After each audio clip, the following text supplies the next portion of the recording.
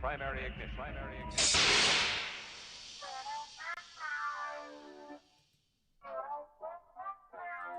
This is the way. This is the way.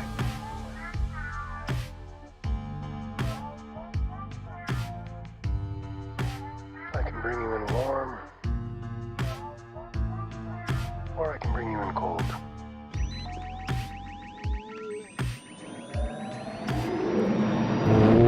What is up, all of you Ugnaughts and Jawas out there, and welcome back to yet again another episode of Mando Talk. I am your host, as always, Caleb James Keller, and I am ecstatic to be here this week because, boy oh boy, we got a Book of Boba Fett trailer that I wasn't expecting, and I'm not alone to break this thing down this week. DJ Foster is back at Rebel Scum Texan. What is up? Hello, I'm here. Glad to be here. I have my Mando mug. And I put the Boba Fett helmet on display behind me tonight. So I felt like the festivities of the week warranted such decorations. Oh, definitely. And I mean, I don't have any Boba Fett t-shirts. So I got the closest thing that I could, and that is a Cobb Vanth Boba Fett armor Mandalorian t-shirt. So I tried. I was just saying before we went live, I'm impressed by you finding a Cobb Vanth, really anything. Sure. Because there's not a lot of Cobb Vanth material out there. So the fact you got your hands on a t-shirt may be something worth trying to get in. Get Timothy Oliphant one day to sign that bad boy. Absolutely. I mean, cool. If I ever saw him, I would fanboy for sure. Oh, yeah. I do want to say what's up to Blue Harvest Bricks, who's in the live chat, says, hey, guys, what is up, man? It's good to have you here. Let us know what you thought of that trailer. We would love to get your thoughts on it once we get there. We are going to eventually get there, but as we always do, we got some news. We're going to try to hit them pretty quick because we know why you're here. You're here to talk about the Book of Boba Fett. We get it. But if you're listening to us, you love Star Wars, and we love covering all the small little news pieces that we're getting, some of them bigger than others. So let's go ahead and get to that point. I will say this, though. Subscribe to our YouTube channel if you have not done so. We're gearing up for the Book of Boba Fett, which I think I'm just going to throw this teaser out there. There might be a Book of Boba Fett themed giveaway coming here pretty soon. We've toyed with that idea, and I think we're going to deliver on that. And just listen to us wherever you can find us. Apple, Spotify, Google, doesn't matter. Just look up Mando Talk. I'm sure you'll find us. And then follow us on our socials at Mando Talk. Links in the description. Let's not waste any more time. Let's get into it. So, news pieces of the week. We're going to hit this first one here pretty quick. And that is the next wave of Legends Essential novels have been announced by, of course, Del Rey. This is always a big deal for me because I have been somebody that has voiced a theory that they're releasing some of these novels for a reason, and then obviously with this new selection, I think that even adds more to the theory. We're getting Kenobi by John Jackson Miller, Darth Plagueis by James Luceno, Wedge's Gamble by Michael A. Stackpole, and Dynasty of Evil, which is the Darth Bane novel, part 3, the third of the trilogy, by Drew Karpyshyn. All great things. I always say these seem to continue to connect to future projects that we're going to get from Lucasfilm, Disney.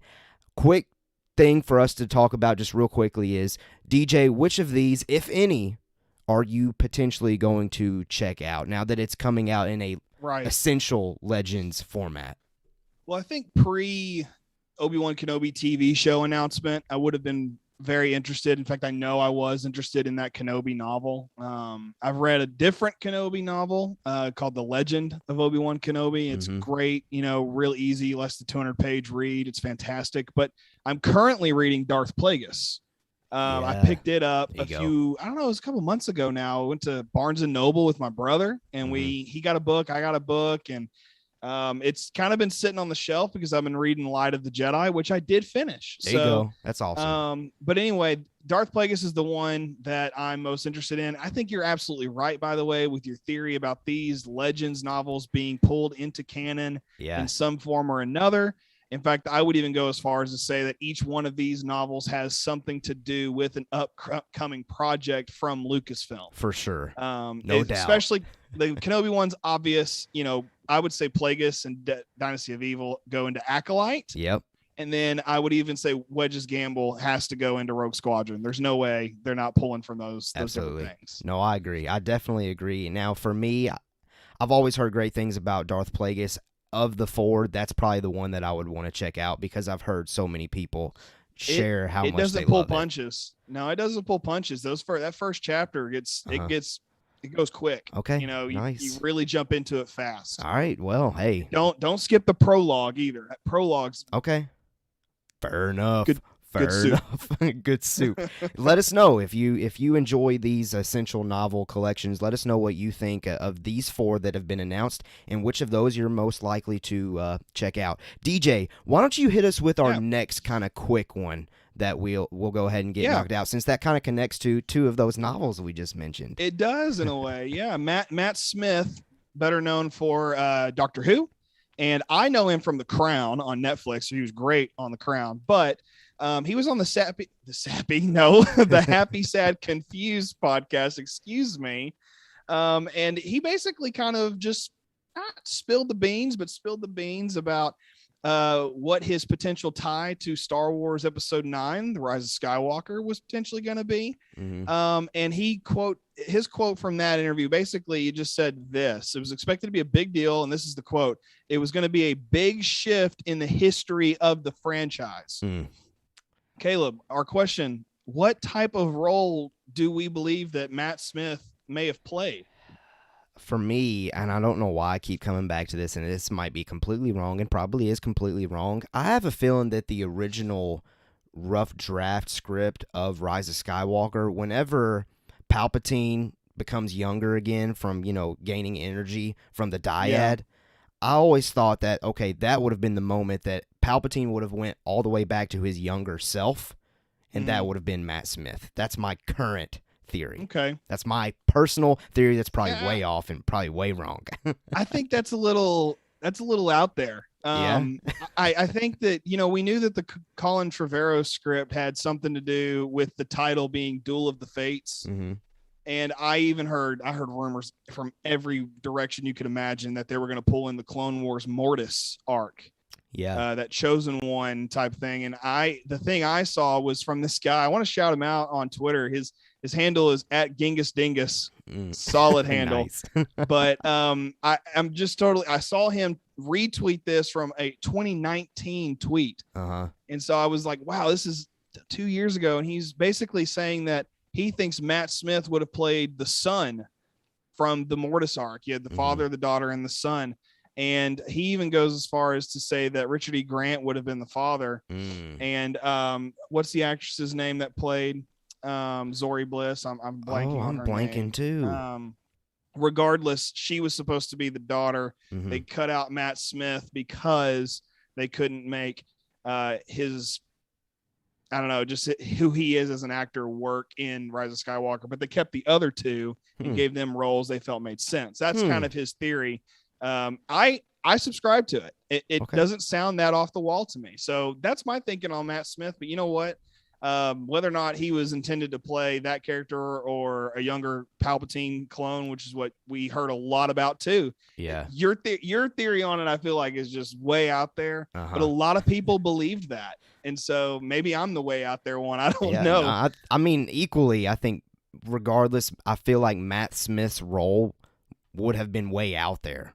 Whatever role that was. You don't pursue an actor for a project of his caliber, and of his recognizable whatever, right. You know who he is. You don't pull him in unless it's a major role. And the fact they couldn't make it work, but that does tell us he very easily could be brought back in somewhere in the future. Yeah, and that's exactly something that, at Mando Talk on Twitter tweeted out. I sent that tweet out this week saying, like, I think these could be the first steps of seeing Matt Smith's potential character somehow come back eventually. And, I mean, his name's about to get even bigger once House of the Dragon, that Game of Thrones prequel, comes out. Like, people are going to know who he is even more. And so I mean, why not?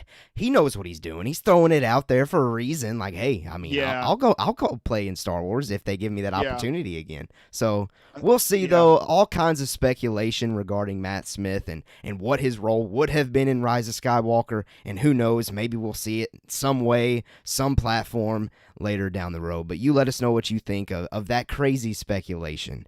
All right, next up is probably going to be a pretty big deal and something that we could spend quite some time on, but we'll try to hit it a little faster than normal, and that is Disney Plus Day is now officially a week and a day away. It's next Friday, which is absolutely crazy. It seems like forever ago that announcement was made, and we were going crazy about how all the Star Wars news and trailers and things that could possibly come out. Well, from Star Wars Newsnet, we have a idea of what could come out. Now, Star Wars Newsnet does not say that this is official and to 100% expect it, so don't feel like, okay, this list is definitely some things that we are getting. That's not necessarily the case. Star Wars Newsnet gave us some possibilities and things that they have heard could be released on Disney Plus Day.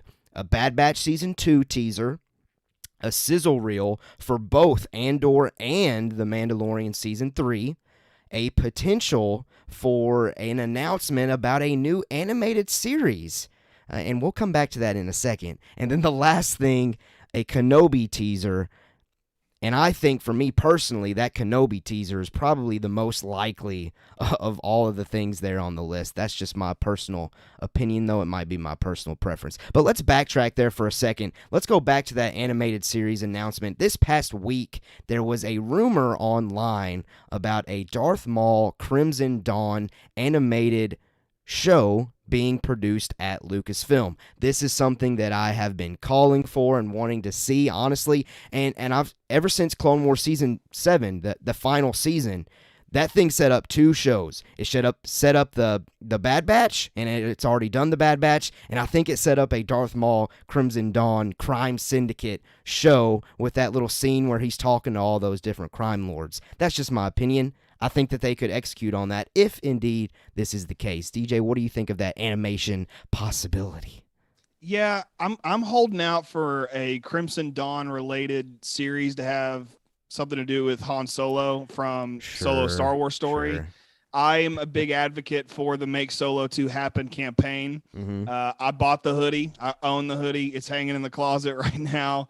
But for me, you know, I would love to see more Maul, don't get me wrong, but I'd like to see Ray Park come back as Darth Maul. Not that Sam Witwer has done a bad job, because he's the voice of Maul. I mean, right. He is Darth Maul when it comes to animation, but I want to see that in live action. So while I do think it could set up a great show, an animated series, you're right. I think it very easily could have, and maybe it did. Mm-hmm. Time will tell.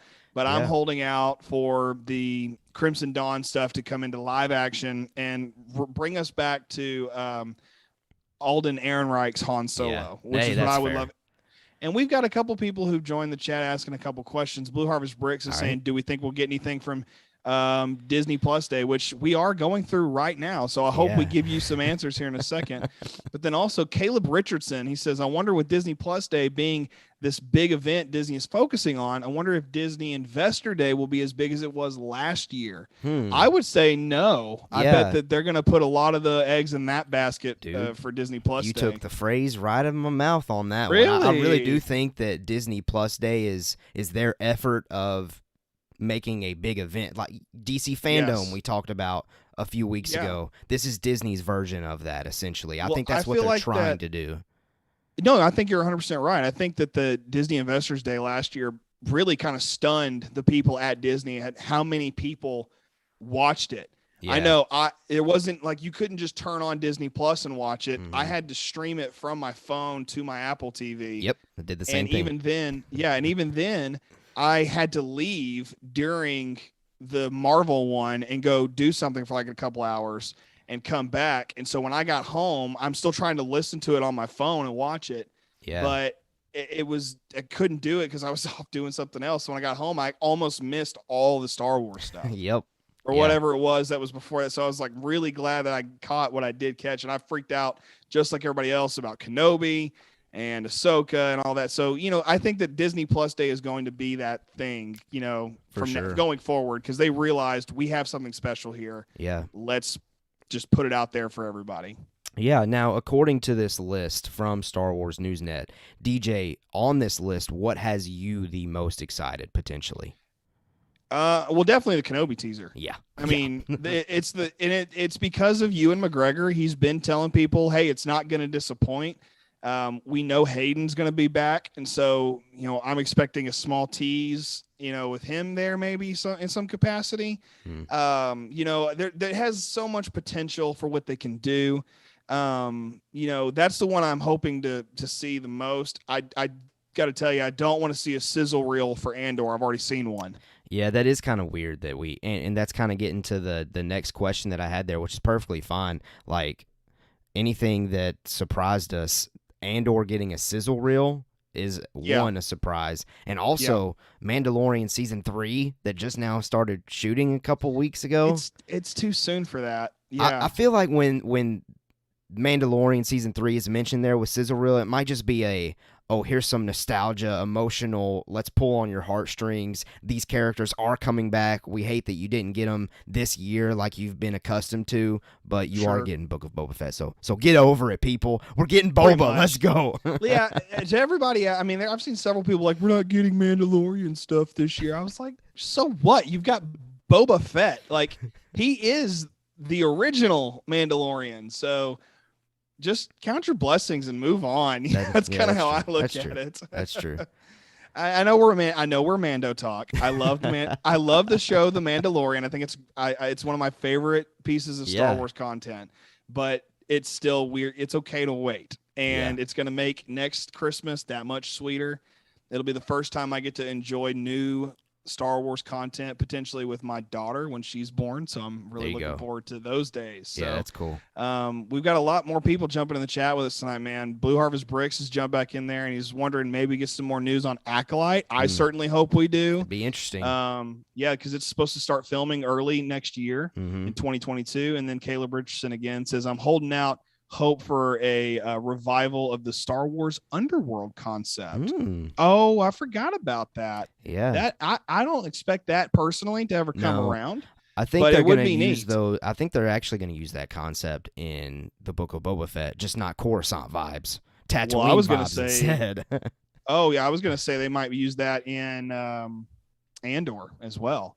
True, they could do that. Try to pull that in because it's kind of two different worlds, but spies and gangsters, it can all very easily come together. In its own fun way. Yeah, absolutely. All right, well, DJ, do you have any personal predictions outside of this list? Anything that's just weighing on your mind as far as next week goes? I'm gonna go way out there. I'm gonna say George Lucas will show up for no reason at all. He's just gonna be there. And then we keep forgetting about this Lando series as well. Dude, yes. You're the one that keeps reminding me of that thing. Well, nothing's been announced about it. So I'm going to say Billy D. Williams will be present for a Lando-related announcement. I have no proof of that. It's my tinfoil hat speculation on the randomness that will be Disney Plus Day. Okay. What about you? I don't really have predictions other than I think the Kenobi teaser that if we do get, I don't think it's going to have a lot in it. I think it's just going to be and I don't mean for that to be negative. I mean, I think any kind of teaser that we get for Kenobi is going to be great. I think it's just going to be like one of those lightsaber ignitions. You can tell that it's Kenobi, and then that's about it, honestly. Like, nothing as far as story goes. I bet we get a couple story points. Okay. Hey, fair enough. Yeah. Fair enough. I bet we do. All right, let's go ahead and get to our next news piece here. DJ, hit us, and it is actually, in fact, about the Acolyte. And I see we got a question in the chat about the Acolyte. We'll get to that after we cover the Acolyte news piece or rumor that we currently have. Yeah, it is a rumor, and it's honestly this thing from the Illuminati is it's a great, quick little clip if you go to their page and watch that video and read their article. I'd encourage you to do that for our listeners, but it doesn't really give a whole lot. They say that there's this working title for Acolyte, which I'm confused by personally, because why would you have a working title for a show that already has a title? So unless I totally missed something in this article, I mean, but long story short, they've learned one word, and the word is paradox. And, you know, honestly, I'm still really not sure how that connects whatsoever to the show. Just nothing really was said in that Illuminati article. What did you see something that I may have missed, Caleb? Nope. I'm the same way. Okay. I'm horrible as far as connecting the working titles or on-set titles to what we're actually going to see in the product. I know they announced, you know, the Book of Boba Fett was the title. They announced it at the end of season 2. But its working title is Buccaneer. So it is common, even though we as an audience know the title on set, for some reason they use a different title. I don't get it. I don't know. There's history behind that, actually, that dates back to this movie right here, Return of the Jedi. Nice. They didn't want anybody. That was the first time, you know, people were really trying to like get into movie sets and figure stuff out. So they gave it a fake name called Blue Harvest. Oh. And from Blue Harvest, they had the tagline that said "Horror Beyond Imagination." And I can't remember. I think it was the producer Howard Kazanjian who posed that idea, and they ran with it. Blue Harvest. So ever since 1983, people have been giving fake behind the scenes production names, it's where Family Guy got the name of their version of Return of the Jedi, which is also called Blue Harvest. So. Nice. Got to remember that Seth MacFarlane, he's a huge Star Wars fan. So fun things there. So that's where that comes from. If that's what they're saying is paradox is their behind the scenes thing. Cool. We also know that this show does take place right around 200 years before Phantom Menace, which is actually toward the end of the High Republic. Right. So now realizing that, for me, it's saying, oh, these High Republic novels are actually becoming more relevant to me because they're going to set up something. And I think Paradox may be potentially a Jedi who falls to the dark side, you know, in some form or another. So, I mean, it's definitely possible. Definitely possible. I mean, that is a paradox. Yeah. When you really think about it. That's true. Now, in the chat, Caleb Richardson, again, he's got a question about the Acolyte, or not really a question, more of a statement. Speaking back to Matt Smith, he said, speaking of Acolyte, I do hope if they ever touch on young Palpatine that Matt Smith is the first call. I agree with you. However, I don't think we're going to get it in the Acolyte because, like DJ said, that is 200 years before Phantom Menace. I don't think our boy Palps is 200 whenever we see him in Phantom Menace. I don't think so. Yeah. I mean, if they wanted to start the Acolyte 200 years before Phantom Menace, and they just know that the bookend is, oh, here's a young Palpatine, they could, but I don't know if that's the direction of that show, honestly. I kind of hope that it stays a little clear from the Phantom Menace. Like, yes, it connects to it, but I still want there to be a solid gap in between the two, just for more exploration down the road with other projects. Yeah, the best connections we've had to Phantom Menace thus far is not just Master and Apprentice, but also Dooku Jedi Lost, which I listened to that audio drama. It was fantastic. I cannot recommend it enough. Yeah. But it connects so well to Master and Apprentice, which then, of course, connects to Phantom Menace and also to the Queen's Shadow trilogy by E.K. Johnston. So, I mean, you know, you got a lot of really cool novel connections here that go already into Phantom Menace. Yeah. Let's just kind of leave that alone is my personal opinion. That's fair. And let's just say, okay, if they don't ever bring Palpatine in, it will not bother me whatsoever. I personally am at a point now where 2 years ago I would have said, no, I'm not done with the Skywalkers. Sure. But now I'm kind of like, I'm not done with them. Like, I'm always going to love Luke Skywalker and Rey and everything like that. It's just, we don't need to hear that story right now. That's kind of where I'm at. So I don't think Matt Smith will ever be that, but I do see where other people would say that. Absolutely. Fair enough. Well, listen, that's the news. Well, like I said, we tried to hit that quick, but as always, we want to discuss it because we're all Star Wars fans here. But that does get us set to finally, break down the Book of Boba Fett trailer. So I actually have this thing pulled up to where me and DJ are going to, give it another reaction, even though this is probably about the 100th time collectively that we've watched this thing. Sure. And we did do a reaction video, so if you want to go check out our reaction video on YouTube, you can just type in Mando Talk on there and you'll see it. And me and DJ both give our reactions to this trailer. But before we do get to that breakdown, me and DJ are going to rewatch this, and this is a perk of watching live with us. You get to watch this trailer live with us as well. So I am going to display the trailer. DJ, obviously I know we're in 2 separate locations, so I'm going to give you a solid 3, 2, 1 punch it countdown, and then whenever I say punch it, you punch it. Sound good? Yes, but you're gonna have to wait a second because YouTube is deciding to load. Oh, we're good. We're good and ready. All right. Yeah. So you are good. You are in fact I'm ready. I'm ready. Yeah. Okay. All right. Let's do this thing. Let's watch the Book of Boba Fett trailer in 3, 2, 1. Punch it. Dude, this thing is incredible to me. It really is. I swear it's stop motion. Okay, let's pause it real quick. Oh, we're already pausing. I'm already pausing. I got it. Okay. There's this weird random thing in Legends that those spiders are some kind of a monk that's put its brain into this the I don't know, the abdomen, and it just deciding to figure out how to reach like nirvana or something. I don't know how. It's so wild. Do you know what it is? No, I have no clue. I mean, I know the name of it now, but I don't know like the what's the Well, we'll get to that whenever we do our breakdown for sure. Oh, okay. I'm sorry. I had to I want to watch this thing in full. Sorry, and I'm then so do excited. It. No, you're I'm good. just excited. All right. All right. All right. Sorry. Here we go. Go.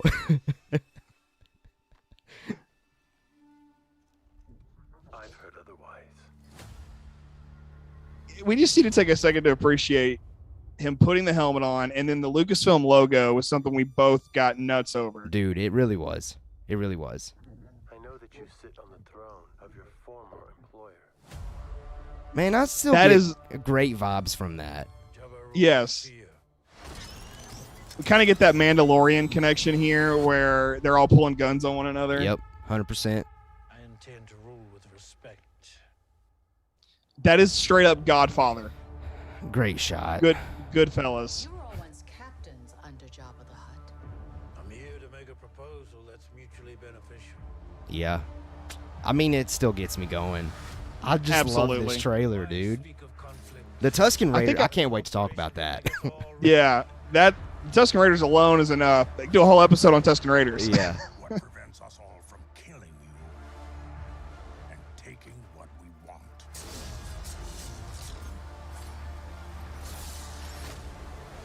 Straight up season 2 vibes right here. I mean, just going for it, man. He'd have fed you to his menagerie. Please. Speak freely. Hashtag speak freely. Let's go. Speak freely, man. Man, I just... It's a great trailer. It really is. Like... This is the first time we watched it together. Right. And just like... I'll be honest, I feel like a lot of people out there probably wanted a jam-packed, action-packed trailer, and I don't really think that that's necessarily what we got, and I'm more appreciative of that, honestly. Like, we have the vibes, we have the stakes, we have, like, the theme that this show is going to be going for, and I'm all for it, man. Like, it is Godfather vibe, it's underworld vibe, it's all the things that us as Star Wars fans have always hope for with a Boba Fett show. You know, I would have never expected that feeling at all from Boba Fett personally. Mm-hmm. My feelings for Boba Fett was always get him out there hunting some folks down, you know, let's see him shoot some people. And then when we got Mandalorian, I was like, well, what are they going to do if they ever do a Boba Fett show? Yeah.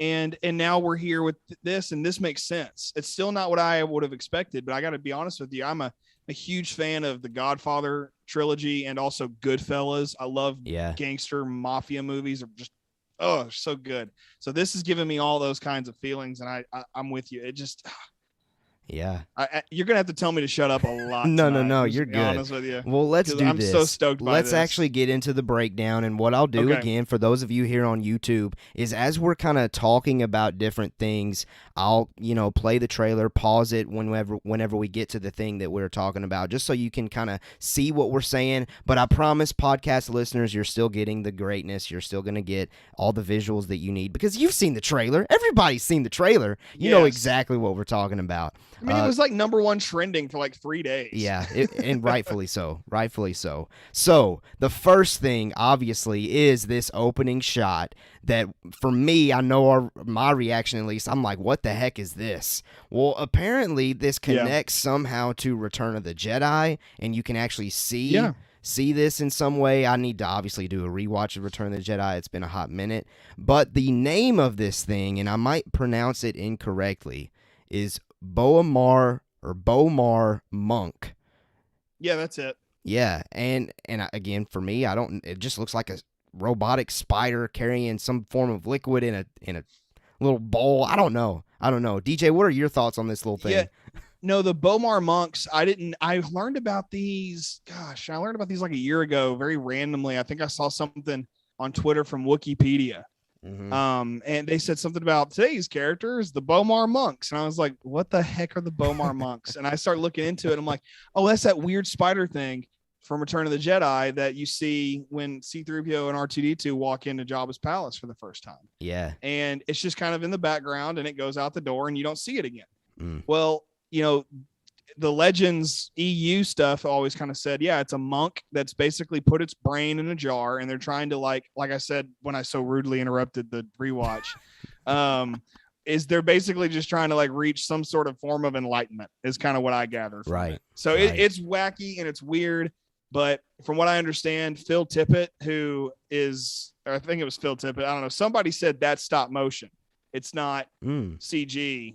Or it's CG made to look like stop motion. Yeah. So for me, seeing the first shot in a Book of Boba Fett trailer is this stop motion thing. It gives me excited behind the scenes feels, especially the Star Wars feels. Yeah, no, it'll be pretty cool. And like I said, I need to go back and watch Return of the Jedi because Blue Harvest Bricks in the chat says you see one in the background when R2 and C-3PO enter Jabba's palace. So I need to rewatch that thing. So the next thing for me, as far as big thing that stuck out to me in this trailer, was obviously the first dialogue statement from Boba Fett himself of saying that he's no longer a bounty hunter. We find out that he's speaking to an Ithorian, and while he's saying this stuff, we see this droid here kind of in the bottom left-hand corner of the trailer handing Boba his helmet as he straps up, and we see Tamara Morrison for the first time in this show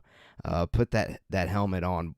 Greatness all around. What did you think of the dialogue and seeing that little scene there?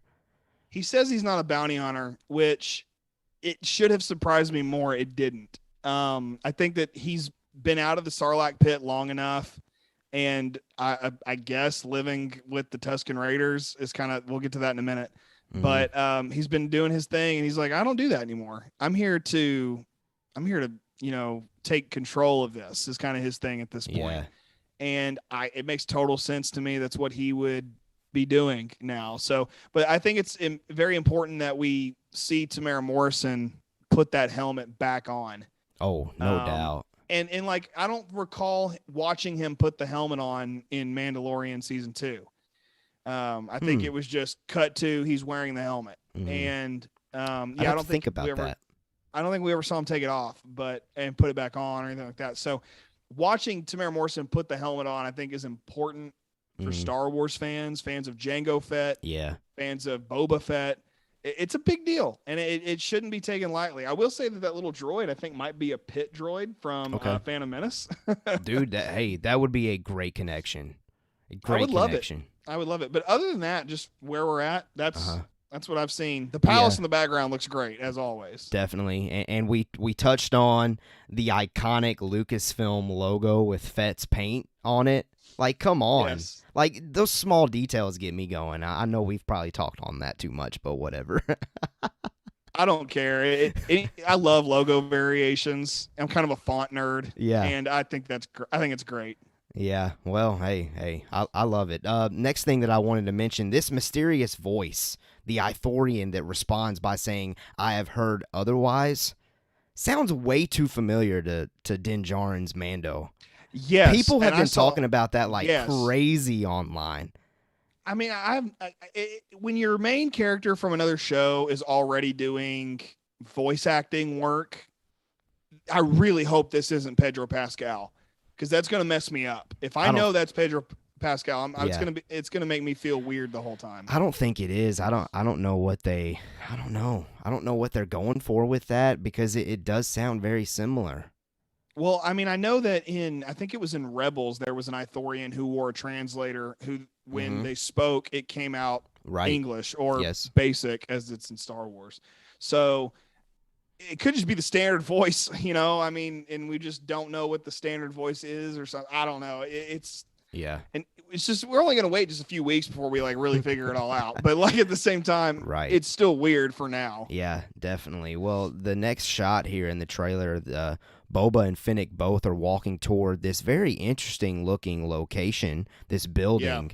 Yeah. And of course the villagers, just like it seems like in The Mandalorian they do this, these villagers are just staring them down like they completely do not belong there, or they're completely in trouble. Like one of the two. The villagers feel like those two are heading toward something they shouldn't be. But we then do flash to that Ithorian that's sitting there on that chair. And I know that I mentioned whenever I was doing my reaction, and this is just wishful thinking, I said something about Crimson Dawn. This ain't Crimson Dawn. That was just pure joy and happiness taking over. You're just trying to draw the line. Yeah. Being hopeful, but I'm actually kind of excited for this to be a completely new syndicate or something going on in the underworld that I haven't heard of, or maybe we have heard of it, we just haven't dove deep into it. Right. Yeah. And for me, it's just cool to see somebody who seems as if they are somehow important to Jabba.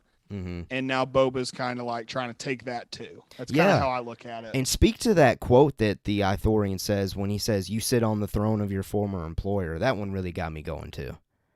Well, of course, why wouldn't it? Because it means A, he knows who Jabba is, and B, he knows who Boba is. And I know that other places in the canon, people use Jabba all the time, or a Hutt all the time. People know who they are, but for this guy to be like, "Oh, you're Boba," let's take a second. It's this cool, It's you can you with the quarterback jock, in any American movie you've ever seen. Yeah. But that dude over there is actually the guy in charge. What I don't know.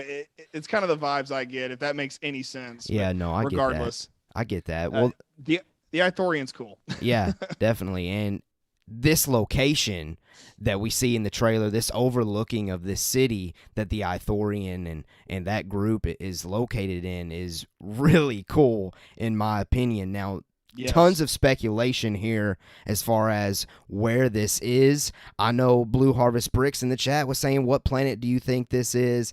He just said the city looks too big for Tatooine. I don't know. I'm hearing some people talk about how, and I think DJ, you messaged me a prediction on TikTok about somebody saying that this is the capital of Tatooine or something like that. Yeah, I think it's Bestine. Bestine, I think is the name of it. Yeah. I didn't dive into the research of it very much, but I do know that TikTok I sent you was based on Ralph McQuarrie designs for Mos Espa from Phantom Menace, which I didn't know McQuarrie was still doing drawings at that point and doing artwork, but I guess he was. So to me, this looks I think it's perfectly fine. Tatooine's a big planet. It may be a giant dust ball, but it's still a big planet. Yeah. And I'm cool with this. I think this looks incredible. Gives me some Rogue One vibes. So are you predicting that it is, in fact, Tatooine? I don't see why it wouldn't be. Okay. I think that this teaser is very Tatooine-centric on purpose. Yeah. In fact, I'll go as far as to say that every single shot is Tatooine. Yeah, I don't see how it can't be. Yeah, I like it. Aside maybe from one shot maybe, but I'll wait till we get to it. Okay. Yeah, no, I think I subscribe to the Bestine theory as well. I mean, it's realistic. I know in Star Wars we're not always realistic, but it's very realistic to assume that on the other side of the planet there could be this location that is massive, that's crazy, that's busy. It's just really cool. If this is in fact Tatooine, it looks like a miniature. Yeah. Yeah. I mean, it doesn't look CG. It looks like somebody got down on the floor and built a giant model. Now, probably not the case. It just looks so good. It really does. I would like to go visit this city. Yo, I know nothing about it, but I want to visit it. Well, we're gonna be visiting it in the Book of Boba Fett at least. I meant like in real life. No, I got you. No, I agree. I can't wait to explore that place some more. Yes. I mean, I could look at this visual for the rest of the stream if I'm being completely honest. I think this may have been my favorite, like, overall, just wide pan shot of something. I mean, I almost made it my laptop background. I mean, it was that cool to me. I was like, I got to make this my desktop picture. There you go. I didn't, but I almost did. Yeah. But it looks great. I think it's going to be really cool, and I really kind of hope to find out that it's a miniature and not CG. It's probably not going to happen, but, you know. Well, I see Rural Farm Boy has joined us in the chat. What's up, RFB? Glad to have you here. Hey, buddy. He was saying something about Jabba's palace was on only one planet, Tatooine. That is indeed true. Maybe we said something there. I'm not sure. But regardless, I think me and DJ both agree that it would be really cool to see this, in fact, be on Tatooine. I think we've spent kind of quite enough time there discussing that location. Let's see what's next. Obviously, Boba's throne used to be Jabba's throne. Very cool. And then in this little frame here that we get, like in this little clip, and then like you talked about, this little shootout, this showdown that's going on. Yes. The statement, for me, this is the most intriguing line that we got from the trailer, and that is, Jabba ruled with fear. I intend to rule with respect. Yeah. Not something that I expected, personally, to hear in this trailer, because, you know, I've always associated Boba Fett being fearful, for sure. But it is really interesting, and it's an interesting take on the character. What do you think, DJ? You know, I think it makes all the sense in the world, to be honest with you. I think, why wouldn't somebody like Boba be looking for respect? When we're going to get this nice little like recap of his life on Disney Plus Day. We need to remember that as fans. So we're going to get to see the amount of disrespect somebody. I mean, let's remember, Boba's technically a clone. Mm-hmm. You know, I mean, so we're going to see the disrespect that comes with that territory, I think, in some way or another. So with that being said, I think that he would be somebody who would want respect, but also respect in a way that doesn't necessarily have to deal with dueling or, you know, just putting out fear over and over again.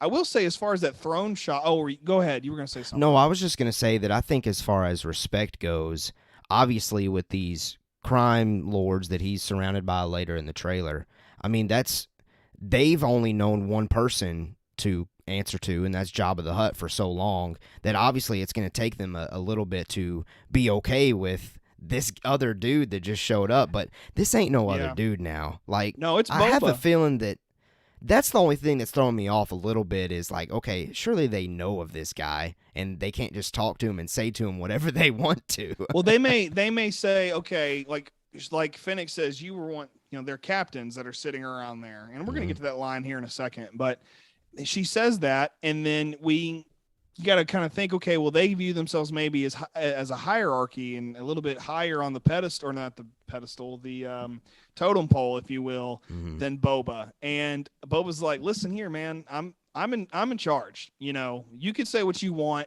you can speak freely, but at the end of the day, it comes back to me. I think that this close up on Boba's throne, though, that you had up there a moment ago, I think that there's going to be a fight for that throne. I think that somebody in that room's getting shot. You know, I mean, he's got Gomorians back there, and Fennec are with him. You know, he's primed and ready for a fight pretty much at all times. Yeah. But definitely, like, right there, I'm thinking it's going to go down. Yeah, no, I mean, I think there's certainly going to be a lot of action that goes down in this. Where are we at next? I will say the next thing that I put down in my notes is, like, whenever it shows Boba taking off his helmet and Fennec coming up from behind him and them having that brief little glance at each other and looking at some form of a significant location, the trailer music really intensified quick. Yes. And the music, it's something that's present in every single Star Wars trailer, but for some reason, it just seems like it keeps getting better and better and better. It's incredible. it hits so hard. Yeah. In this trailer, more so than any other trailer that's come out in the Disney era. In my opinion, I mean, yeah, like Rise of Skywalker was a huge trailer moment, and everybody remembers that one. Mm-hmm. Even I watched that one live with my dad, which was real special, for that. So with that being the case, that was a big trailer, but this one somehow seems bigger because like I feel like we've been waiting for this one a lot longer as fans. 40 some odd years we've been waiting on Boba to kind of have his moment, and here it is. Now you mentioned Fennec and you mentioned Boba and that look that she gave him. Yeah. I like this idea of them kind of having more of a Han and Chewie type relationship or a Qui-Gon and Jar Jar Binks type relationship, this life debt, because they did talk about that in season 2 of Mandalorian. It's like, hey, he saved my life. He repaired my stomach, Yeah. And so when we see that being played out, I look at this as more of a, I have your back and you have my back type of situation, more so than anything. Yeah. I know people are out there already trying to ship them, which go ahead and ship them if you want.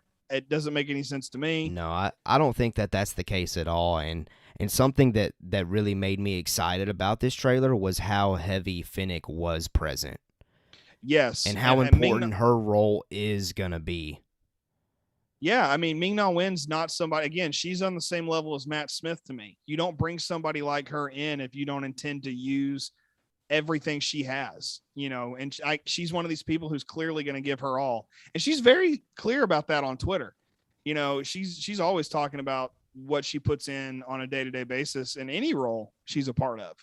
So I think it's important, that we remember that they have a very important relationship regardless of what it looks like. I still think it's a partnership more than anything. Absolutely. Absolutely. Well, a couple of good takeaways or things here in the chat from Blue Harvest Bricks. He says Boba is all about the money, and he's looking at the easiest way to make it. Get people to work with him rather than have to fight them all. 100% agree. 100% agree. And I think that goes back to maybe why some people that aren't like us, and this is just from conversations that I've had with people, they didn't get as much action in this trailer. That's why I enjoyed it so much, is because we see what Boba's motive is, and we get it, and that is, in fact, 100% his motive. Yeah, to get money. Yeah. Is that what you're saying? Pretty much, yeah. Well, that's always kind of been his motive. When you think about it, he was a bounty hunter, and to some people, money is power. And he's trying to achieve that in some way or another. I mean, we're hoping to get some flashbacks in this series, and maybe we'll get some of those, little flashbacks to when he was a lot younger, pre A New Hope, pre Rogue One. Maybe we'll see something like that. I don't know. And how we get to that point where he is now, I think, is the struggle of, never having enough, in the bank account, so to speak. True. And now he's trying to make it happen. Yeah, absolutely. He's just hustling. Aren't we all? Tired. Aren't we all hustling? Yeah, absolutely. We all are. Every day I'm hustling. There you go. Next up from this trailer, things that I put down, and DJ, feel free to, just step in anytime I say something that you need to as well add on to. Fennec addresses, all the former captains of Jabba in that dining hall, or what some people online were saying that's actually in the throne room. They've just added I think that is the throne room. Yeah. And I think after like a fourth or fifth watch, I started to realize, wait a second, that's not a separate room. That's the actual throne room there in Jabba's palace. He says, let's just get rid of all this, filth that Jabba had in here. Let's make this like, you could come to the I love the idea of people coming to the table to have a conversation, whether it's family or what, but like in this sense, it's like, come, and it's Godfather is what it is. Yeah. He says, come to my table, eat with me. And then he says, now listen, if you don't do what I say, I'm going to shoot you in the face. So it's absolutely like, you're going to have a closed casket is kind of the vibe I'm getting here. You know what? Sorry, I didn't mean to cut you off. Keep going. Well, you were going to make a story point. I was going to make a visual point. I think these Trandoshans look pristine. Yes. In comparison to Mando season 1, which tells me we're getting Bosk. Yeah. That's what I'm thinking. No, and that's something else that what type of creatures did we spot? Trandoshans for sure is my number one there in this scene, because immediately when I was watching this thing and I saw the Trandoshans, you're right. They look phenomenal. They put a lot of work and effort into making them look phenomenal. This is the opportunity to get Bosk if we're ever going to get him. So I do think we'll get him. Yeah. What were you going to say? No, I was just going to say, as far as like just the scene of them being at that table made me think of The Dark Knight with Joker and all those people. Now, I don't think the scene is that tense by any means, but I mean, maybe it could be. I just don't foresee it being that intense. I really think that somebody's going to get shot at this table, like in this scene. Like, I just really feel like if it's not Fennec, it's Boba. He's going to go full Han Solo and boom. Well, I hope it's the Clatonian or however you pronounce that get shot. That's just like, why don't we kill you? Because he's Boba Fett. That's why you can't kill him. Get out of here, dude. Get out of here. That dude right there is my number one enemy already. Oh yeah, I can't stand that guy. He's trash. I hope he gets killed day one. Yeah. I hope a lot of this trailer is episode 1, by the way. Me too. Hope so. I really think a lot of it's episodes 1 and 2. Yeah. There's a couple of parts I think that are very episode 2-ish. They have that feel to it because I feel like we're gonna spend a lot of time at this table. Yeah. Watch me spend like 2 minutes at this table, and I'm like, the whole episode's like, it's just that, and they're all gonna fall into the Rancor pit. Sure. So I don't know. Well, no, it's really cool, and like you said, you mentioned the aliens. I've already said we got Gomorians going on. Yeah. Always great look, to see you can't have the palace, whether it's Boba or Jabba's, without the Gomorians. And I think it's great that they're still there. Yeah, and backtrack too. I think earlier in the trailer that we've already went through it, but when Boba and Fennec are in a shootout, Gomorians are with them. Yes, they are. They got their back. So, yeah, no. I guess that species is just dedicated to protect whoever's on the throne in Jabba's palace. Well, remember Mando season 2, episode 1, chapter 9, it has 2 Gomorians fighting. Right. So I think that the Gomorians are just a warrior culture, and they're just ready to go at any given time. It's kind of my thinking on it. No, I like it. Yeah. Man, I so love those things. If they're hired to protect, cool, go for it. What's up? Gomorian body stature is pristine stature. I'm telling you, it's dad bod. I love it. I could be a Gomorian. I mean, come on. I mean, and I'm not just saying that because I have a kid on the way. I'm saying I've had a dad bod. They say you put on that freshman 15, bro. I put on that freshman 25. All right. And it didn't go away. It's still, this is me.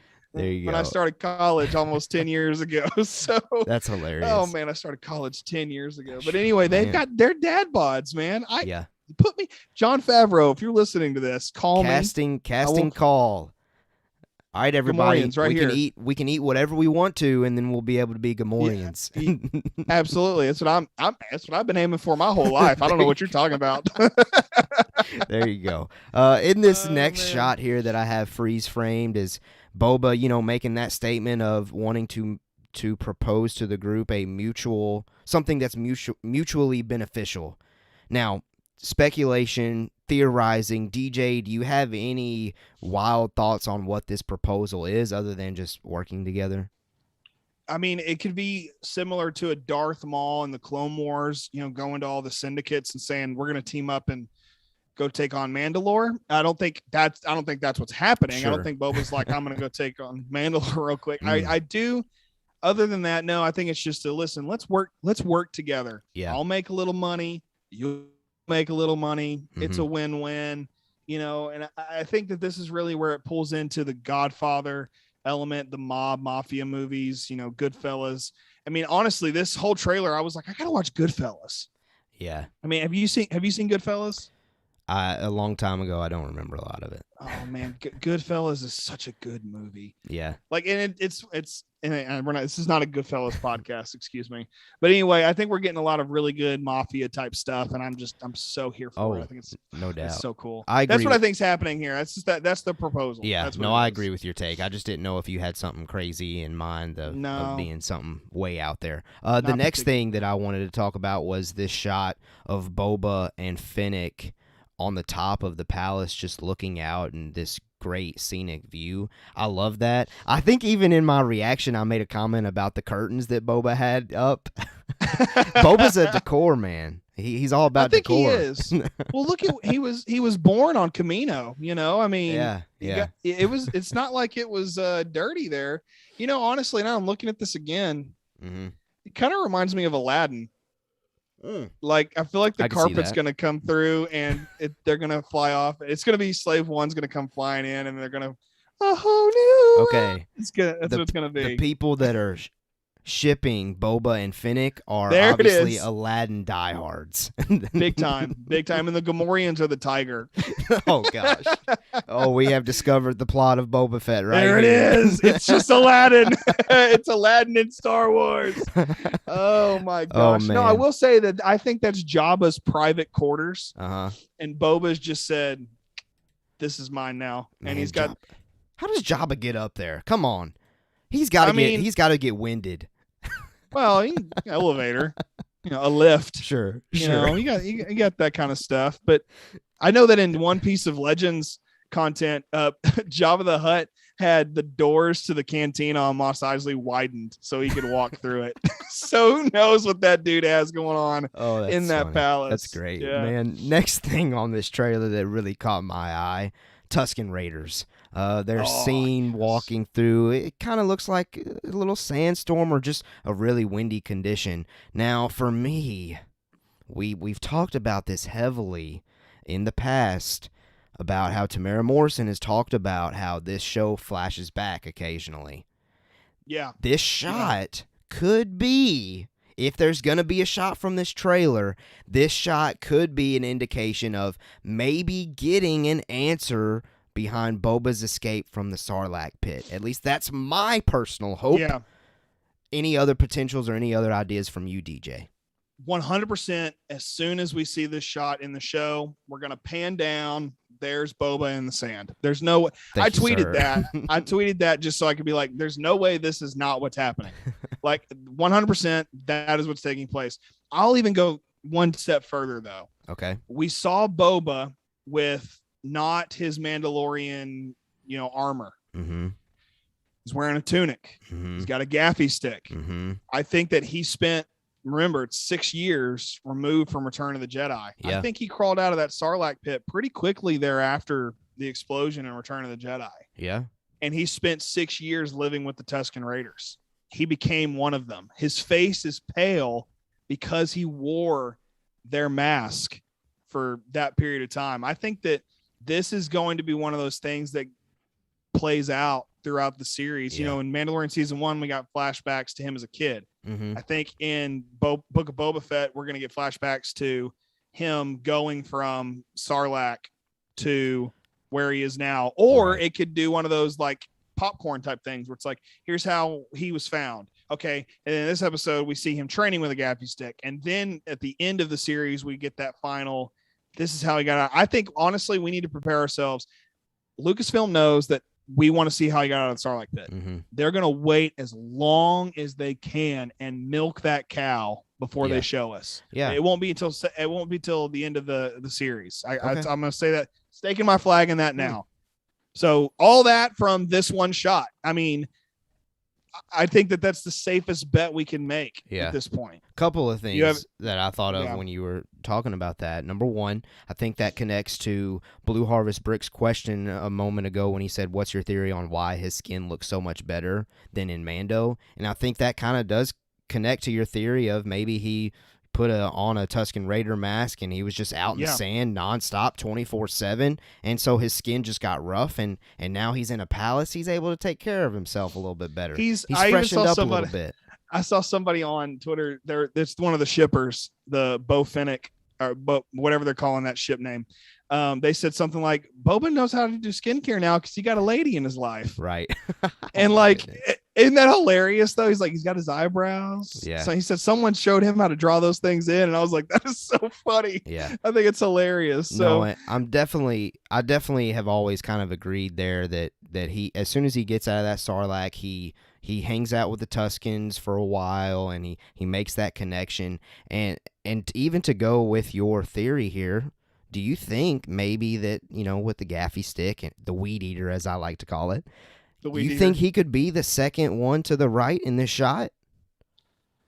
I think he's in the dirt. No, I think he's in the dirt. Okay. But you think second one to the right? Second one from my right at least.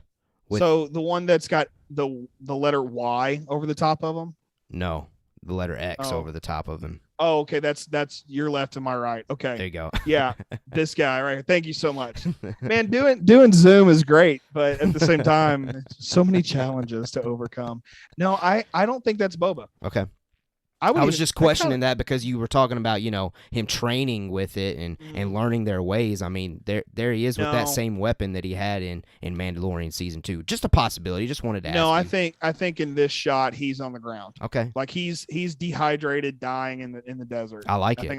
I think that's what's happening. Yeah, they're gonna find him and take him in. Definitely. That's my prediction too. But I just wanted to throw that out there because that's something I thought about. I mean, he very well could be in this shot. To me, he looks like the guy who's on your far left over there behind Every. It just that stance. Oh, okay. He's stout, so it looks like Tamara Morrison's stance. There you go. I could see it.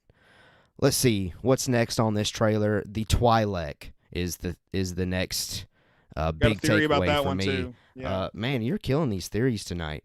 Jennifer I took Beals, some time, man. Jennifer Beals is the actress that's portraying this Twi'lek, and we have a lot of people theorizing that Ochi of Bestoon is spotted at the bottom right. Now that I'm looking at this image, I don't think that's the case at all, because that ear looks very, very, very close to the eye.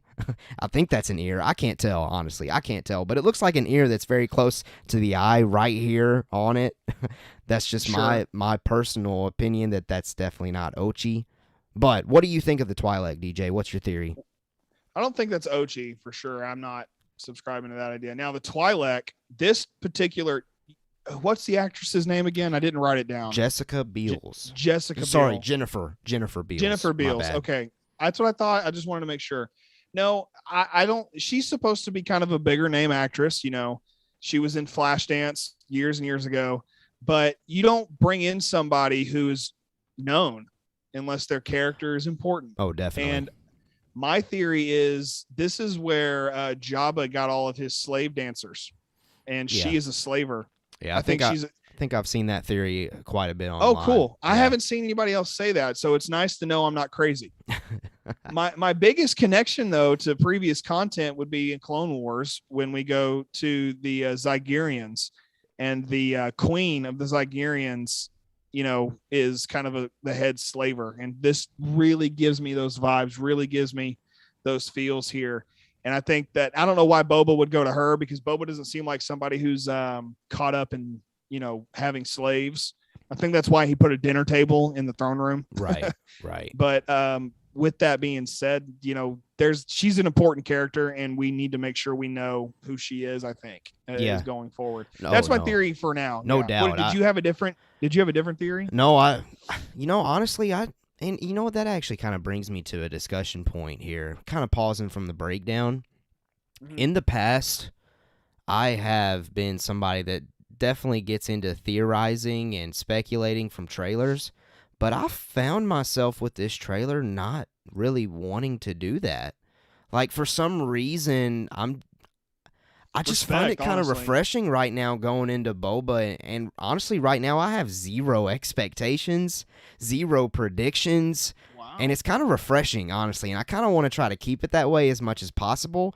So, I don't know. I don't really have a theory other than, yes, she's going to be very important, because that is from what people have said, that's a big-time performer. But this is probably the most speculation I've ever done based on a trailer. Completely honestly. Well, and that's great. I'm the total other end, before coming on to Mando Talk, I didn't really do trailer breakdowns. I never did reaction videos. And so doing a reaction to what we've done so far, which was Hawkeye and Batman and now Book of Boba, doing that has been interesting for me, because I immediately go to that place. And I think it has everything to do with the fact that I know I speculate on here quite a bit. But I don't mind speculating. I enjoy the speculation, and I enjoy listening to it, honestly. I like being proven wrong. when it comes to this. When like I want to make the wildest thing, and then when my cat Barden is down here. Hold on, come here. The cat. Hi. There she is. You want to say anything? Oh, okay. Go away. Anyway, sorry. That was me trying to get her to go away. Regardless, I think I've lost my train of thought. So whatever. Stupid cat. No, it's all Made me look good. bad. It's all good. Made me look bad. Oh, speculation. I like being proven wrong. Yeah. So like I want to make the wild theory. Huh. And if the wild theory doesn't make any sense when the show comes out, awesome. It means I have no more expectations. Then for me, that's perfect. For other people, they're like, oh, I don't like that I was wrong. Like I can admit I'm wrong. I don't mind. So that's why I'm okay with speculating. I think it's fun. I think it's very fun too to speculate, but just for some reason it just didn't come out of me with this trailer. I don't know why. That wasn't I'm proud planned. of you for that. It's just No, kind I'm of proud like, of you. oh, that trailer was really good. I really enjoyed it. All right, let me listen to DJ. You might be one of like 6 people in the whole world who is like, I don't have no expectations. I mean, other than I think it's going to be a great show, it's just, I don't know. Oh, absolutely. Maybe I've just gotten so accustomed to listening to your great analysis and your predictions and your speculation that I'm just like, man, I'm just going to let DJ just take it away, man. He's crushing it. No, you're doing great, dude. I love it. I love it. Well, we need to get moving. I just looked at how long we've been going, and it's all good. I don't think anybody minds, though. No, absolutely not. I think we're always here for a good time anyway. The next thing in this trailer, the Slave One, or they have recently, at least in the fandom, it's recently been a thing where the name might be getting a change for the ship. Who knows? That might be a plot line that we get in this show. Okay, some speculation, some theorizing on my end. I do think we are going to get that. I think we're going to get an official, like, Boba saying that's a name that he calls it. It's not going to be like the official name, but he'll call it that name, and then from here on out, that's what the title of the ship is going to be called. I don't know what it's going to be. Yeah. That's just my thoughts. It's for me, I don't really care. I'm the same way. I don't really care either. But I will say, until otherwise, it's Slave One. Yeah. Like, I'm going to keep calling it that until there is an official, kind of out of Boba, out of somebody, like, get to I've heard fire spray thrown out there. Get to the fire spray. Fire spray. I think that's the class of ship it's called, is a fire spray. Because you got to remember, the Razor Crest was a Razor Crest. They just called it Razor Crest, know. It's like the Millennium Falcon is a TY model Corellian, freighter. There's 1,000 other YT freighters out there just like it. Yep. So got to remember, okay, this could have a name. It may not ever have a name, again, I should say. So I know that's me again, kind of getting out there on the weird soapbox, but that's kind of what happens when anybody brings up these kinds of things. Sure, definitely. Well, the next thing here in the trailer, this crazy Clutonian leader again who thinks he knows something. He knows nothing. He says, what prevents us all from killing you and taking what we want? Like we said earlier, the answer is because he's Boba Fett, bro. Yeah. Tone it down a notch. This dude clearly thinks he's important. Yeah. Like, I just really hope that he just gets offed real quick. I'm choosing violence. I'm choosing violence real quick. It's Boba Fett. He's got to get shot. This guy has to get shot by somebody, or at least drug out by a Gomorian. I mean, I would take that, but this guy's got to die. He's a tool. I don't like him. Yeah, I don't like him either. Next thing he can go fly a kite. That's how I like to say it. Next big thing in this trailer, or intriguing at least, was when we see all of these credits pouring out of Boba's helmet. And I saw somebody blow up this image, and it looks like it could be New Republic credits. It is. And I did the same thing. I'm all about getting New Republic information inside this series, and I think if they're still doing Rangers of the New Republic, that's a small little seed that they're planting inside Book of Boba that's again connecting to this larger Mando verse that they're trying to do if they do in fact do Rangers of the New Republic. I think it's great. I love it. Anything you want to add to that? Just that I did notice that it was New Republic. Well, I suppose New Republic, credits, coins. Look, it's different because in everything we've seen, the credits are always like square bars.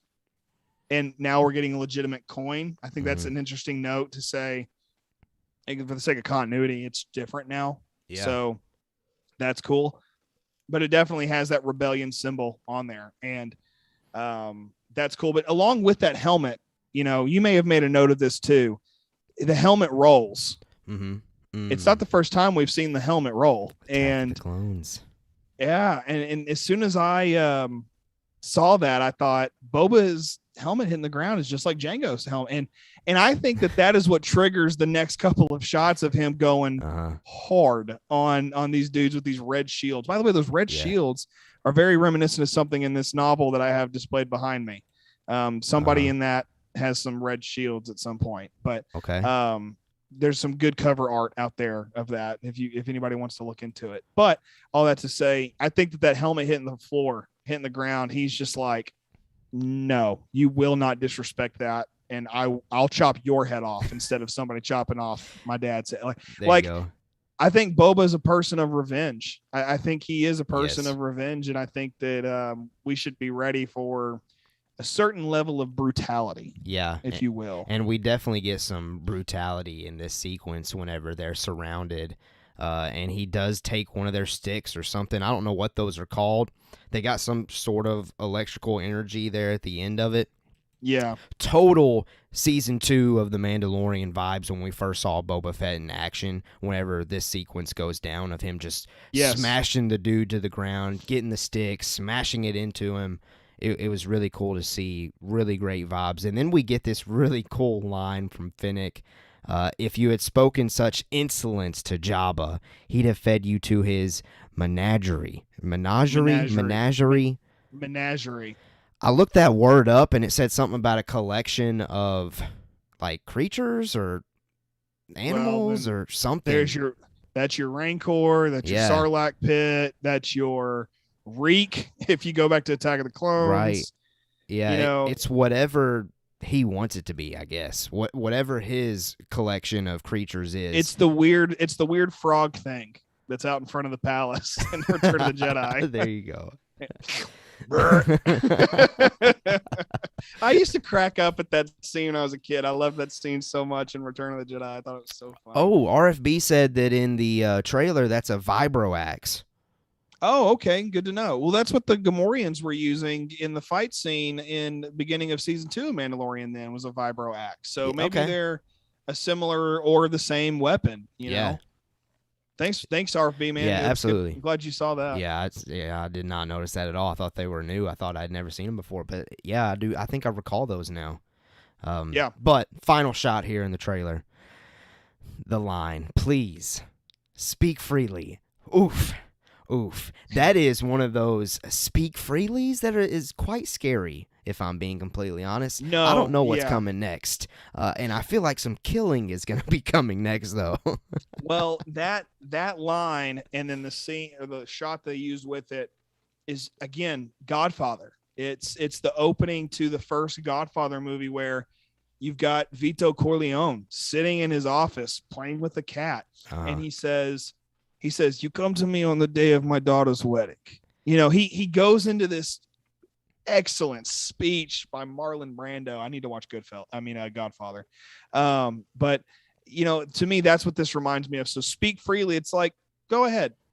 Or it's Clint Eastwood. Go ahead. Make my day. It's make my day. I'm ready for this. Yeah. You cannot hurt me. You know, he is invincible. Right now, Boba Fett is Superman and he has no kryptonite. It's Agreed. Just that's why when I did my reaction, I swear I made my neighbors scared because I was home alone. It was just me and the cat. Right. And I'm just like, I couldn't believe it. I mean, and when I saw it release, I think I need to say this that morning. I was like, hey, I heard someone say that the Book of Boba Fett trailer may come out today. It's not from a reputable source, so don't even worry about it. And then 30 minutes later, it was there. I was like, holy crap. Yeah. I was running around like with chicken my head. No, it was like late Sunday night that I read a couple of tweets from Bespin and Noah Outlaw, who used to do Kessel Run transmissions, a couple of other people that usually are pretty accurate, saying that they had heard rumors and reports that a Book of Boba Fett trailer would be coming this week. but they couldn't confirm it because it wasn't from their sources. But I had not heard that at all. Then turn around on Monday morning, and the trailer dropped, and I was completely shocked. And it was in the middle of the day, and I was not going to sit there and watch it on my phone. I had to wait until I got back to my place to record a genuine reaction. Because reaction videos, I think, are one of my favorite things to do, if I'm being completely honest. Because the anticipation, it's just like you're a kid. Like, you're so excited to just show your inner nerdum and your geek and just let it flow. And I just love the reaction videos so much. Oh, me too. And that's something I think I mentioned earlier. I've just so much enjoyed doing that since being a part of the show. It's so much fun. Yeah, absolutely. Well, that is the Book of Boba Fett trailer breakdown from us here at Mando Talk. DJ brought the speculation. He brought the analysis. The analysis. He brought the analyses. He brought the analysis. Throw a little twang on there. There you go. I love it, man. I really do thoroughly enjoy listening to your speculation that you had going there. Yeah, I mean, no, it's great. Like I said, don't feel like you did something wrong. It was perfect. I loved it. No, well, I don't feel like I did something wrong per se. I just, this time around, I can speculate all day. Yeah. You know what I mean? No, like we can say what we want, but I feel like I'm on to something this time. I really do. I 100% subscribe to, number one, the Bestine of Tatooine location. Right. Although I think me and you both kind of got to that conclusion from that TikTok that you sent us. Yeah. Which head over to, I'll put it in Discord actually, you know, for those of you who may be like, what is this TikTok? I'll go find it. Hopefully it still exists and then get taken down for some reason. And I'll go put it in Discord. Yeah. But the other thing that I really think that you're onto, and I really do expect to come true, is the Boba Fett coming out of dehydrated in the sand. The Tuscan Raiders come upon him, and they end up just like hanging out and training him a little bit, and that's kind of where we meet him in Mandalorian Season 2. And I think that's why he's all scarred up. He's all beat up, and by the time we see him now in Book of Boba Fett, he's taking care of himself. Blue Harvest Bricks mentioned eyebrows in the live chat. I think he's grown his eyebrows back out, or maybe Finnick painted them on. I don't know. Dude, I'm telling you, that's been my favorite thing I've seen is someone saying he got himself a lady. Now he knows how to take care of his skin. It's so funny. I think it's hilarious. Yeah, well. Because we all know, like, every single dude in the world, it doesn't matter where you're from, owns like one towel. And then as soon as they get married or get a girlfriend or whatever, I don't even know how many towels that we have here anymore. Oh, I use 3. I mean, I just cycle through the same 3. I want to wash them. I'm not being a no. Yeah, I get that. You go through. All right, this towel's dirty. Let me get the one I used the other day, and they're clean now. I don't even know, honestly. Maddie's got it on a cycle that I can't keep up with. That's impressive. I'll tell you, when y'all decide to have kids, you're going to be doing that laundry, my friend. I'm a trophy wife at this point. I'm telling you, I'm over here doing everything some days, but that's okay. I'm not complaining. It's a fun little badge of honor to have as a new dad. I did all this. Sure. You kind of get proud of yourself. And speaking of things that we did, I'm so glad we did this. I'm so glad that we covered this trailer in depth. In detail, man. And we went overtime, and we didn't lose nobody. No, we didn't. Everybody stuck around. Everybody's still here, so thank you guys very much who are still here with us. We very much appreciate and love you guys. Well, I tell you what, I mean, I'll leave it to Star Wars fans to have a 40-something minute discussion about a 1:48 trailer. I would prefer it no other way. Absolutely. I can't think of a better way. No, I can't either. It's a good time. That's what I'm here for. Well, listen, here for a good time. All of our listeners, all of our YouTube viewers, regardless of what platform you take us in, we greatly appreciate you. You are the true MVP. You're the bounty hunter. You're the Ugnaught. You're the Jawa. You're the whatever term you want to use. We appreciate you. We're thankful for you. And we wouldn't do it without you guys. Like, you guys make this fun. You guys make this entertaining. The live chat attendance and the comments and the things that you guys say really keeps the show going and fresh, and we love to get your opinions and thoughts on the channel. So thank you so much to all of you that did that this evening, and I'm just so excited to finally get to December 29th when we can actually watch this this show. But I do think, and we teased this earlier, I do in fact think that a lot of this trailer is episode 1. So I think we'll see a lot of these shots, a lot of these scenes. But let's end it there for me at least, and I'll pass it back to DJ to kind of give his final thoughts before we take it away. But thank you so much for everybody that listened. DJ, anything else you want to say? I think we need to figure out how this Disney Plus group watch thing works. And I think December 29th, we need to, you and me, we need to we need to watch this thing. And I think maybe we should even consider doing a quick, hey, let's do this thing live maybe. And watch it that way. Like a live reaction?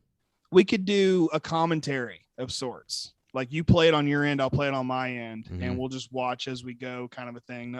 To not get in trouble for streaming, stuff through YouTube. I think it'd be something really neat to consider. We did a watch party for Bad Batch premiere. Maybe we could do something similar. Maybe we could do something similar. We need to do something similar. I think we can make it happen. I think we need to do that. I do want to mention one other thing, and this comes from the fan of Mando Talk in me, because I care about this kind of thing. I went back in time, and Caleb, you already know this. This is for our listeners. I went back in time and counted the number of Mando Talk episodes, not Geekverse reactions, which if you want to come back for Geekverse on Tuesdays, please do. But last week was the 100th episode of Mando Talk. Yeah. And just straight up Mando Talk. And we didn't realize it.